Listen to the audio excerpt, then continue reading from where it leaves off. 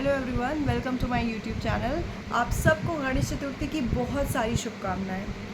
तो गणेश जी को हम विघ्नहर्ता मानते हैं। गणेश जी को बोला जाता है कि वो बुद्धि के देवता हैं, वो हमें सद्बुद्धि देते हैं। गणेश जी रिद्धि और सिद्धि के साथ आते हैं। रिद्धि और सिद्धि, सिद्धि जो सारे काम सिद्ध कराती हैं और रिद्धि जो समृद्धि देती हैं। और उनके साथ आते हैं शुभ और लाभ। शुभ मतलब मंगल और लाभ मतलब सफलता, हर कार्य में सफलता। तो आज मैं 2 पॉइंट्स डिस्कस करने वाली हूँ। पहला ये, जो हम पहले भी करते थे पर अब नहीं करते, मतलब अब करने लगे हैं पर वो चीज़ें हमें वापस लानी है, क्योंकि कहते हैं ना ओल्ड इज़ गोल्ड। तो बात है मूर्ति की। पहले हिंदू कल्चर में, हिंदू हर घर में हम गणेश जी की मूर्ति को मिट्टी से बनाते थे।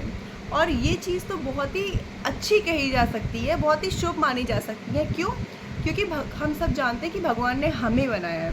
पर ये एक लौता फेस्टिवल है जिसमें हम भगवान की मूर्ति बनाते हैं। हमें मौका मिलता है कि हम भगवान की मूर्ति बनाएं। आप जन्माष्टमी में देख लीजिए, हमारे घर में लड्डू गोपाल होते हैं, तो हम बनाते नहीं हैं, वो हमारे पास होती है मूर्ति। हम शिवलिंग की पूजा करते हैं शिवरात्रि में। तो ये गणेश चतुर्थी एक ऐसा फेस्टिवल है जिसमें हम गणेश जी की मूर्ति बना सकते हैं। और हमें बनाना कैसे चाहिए? मिट्टी से। मिट्टी एक प्रकृति का एक बहुत ही ज़्यादा पवित्र तत्व माना जाता है। ये नेचर की लॉ को फॉलो करता है। नेचर की लॉ कहती है जन्म, जीवन और विश्राम। तो मिट्टी से हम गणेश जी की मूर्ति बनाते हैं। मूर्ति को जब हम विसर्जन करते हैं तो वो पानी में घुल जाती है, तो वो नेचर को हार्म नहीं करती। आजकल जो पीओपी, प्लास्टर ऑफ पेरिस से मूर्तियाँ बनती हैं, वो बहुत ही ज़्यादा वाटर पोल्यूशन फैलाती हैं। तो आजकल फिर से हम ये कल्चर स्टार्ट कर चुके हैं, जो पहले करते थे फॉलो, जो हिंदू कल्चर में पहले किया जाता था, हिंदू फैमिलीज़ में फॉलो होता था, मिट्टी की मूर्ति बनाना। जब हम मिट्टी की मूर्ति बनाते हैं तो हमारा एक इमोशन जुड़ जाता है उस मूर्ति से। जब हम उसका विसर्जन करते हैं तो हम घर के पौधों में, घर के एक प्लांट पॉट में भी कर सकते हैं, गमले में कर सकते हैं। तो वो मिट्टी जो होती खाद की तरह यूज़ होगी।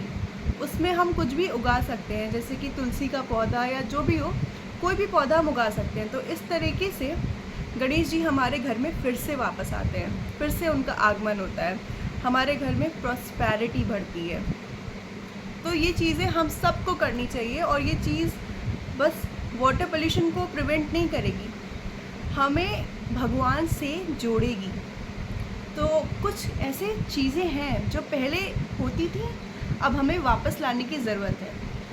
हमें बस मतलब ये पोल्यूशन वगैरह के लिए नहीं, अपने बेटरमेंट के लिए भी, अपने इमोशनल और स्पिरिचुअल ग्रोथ के लिए भी लाने की ज़रूरत है। दूसरा ये पॉइंट है कि हम गणेश जी को विघ्नहर्ता कहते हैं। विघ्न मतलब प्रॉब्लम्स, ऑब्स्टिकल्स। हर्ता मतलब जो उन ऑब्स्टिकल्स को दूर करता है। तो ये मैजिकली नहीं होता है, कोई भी चीज़ मैजिकली नहीं होती है। भगवान विघ्नहर्ता कहे जाते हैं क्योंकि वो हमें स्ट्रेंथ देते हैं। हमें स्ट्रेंथ देते हैं कि कोई भी प्रॉब्लम आ रही है, हमारे पास इतनी स्ट्रेंथ हो कि हम उसको ओवरकम कर पाएँ। स्ट्रेंथ वो कैसे देते हैं? वो हमें सद्बुद्धि देते हैं, पेशेंस देते हैं। तो ये स्ट्रेंथ हमें यूज़ करना होता है उस टाइम पे जब हमें मतलब सही डिसीजंस लेने होते हैं। तो सही डिसीजंस लेने के लिए ये स्ट्रेंथ हमारे उस टाइम काम आती है। तो कभी भी ऐसा होता है कि इश्यूज़ आते हैं और हमारा कुछ काम नहीं बना, तो हम भगवान को ब्लेम कर देंगे कि हम पूजा तो हमेशा करते रहे, बट फिर उसका फल क्यों नहीं मिला, क्या फ़ायदा हुआ पूजा करने से? तो ये एक्चुअली गलत है। कुछ भी चीज़ें, कोई भी जो भी आपके लाइफ में हो रहा है, वो कर्मा है आपका, उसके वजह से हो रहा है। ये पूरी एक साइकिल है, what goes around comes around. तो जो कर्मा है उससे आप बच नहीं सकते, पर आपको भगवान स्ट्रेंथ देते हैं और इसीलिए वो विघ्नहर्ता कहलाते हैं। So believe in God, believe in your self. भगवान को पूजना हर दिन चाहिए। ये वाला दिन जो है गणेश चतुर्थी का, ये सेलिब्रेशन का दिन है। भगवान की जब हम वर्शिप करते हैं उसको भी सेलिब्रेट करने का दिन है। लेकिन भगवान को पूजना हर दिन चाहिए। भगवान का कनेक्शन किसी एक दिन पे नहीं होता, हर दिन करना चाहिए, हर पूरे साल करना चाहिए। और इसी से हमारी स्पिरिचुअल और इमोशनल ग्रोथ होती है। Thank you everyone. अगर आपको ये वीडियो अच्छा लगा तो शेयर करिए, सब्सक्राइब कीजिए और लाइक कीजिए। And again very happy Ganesh Chaturthi to everyone.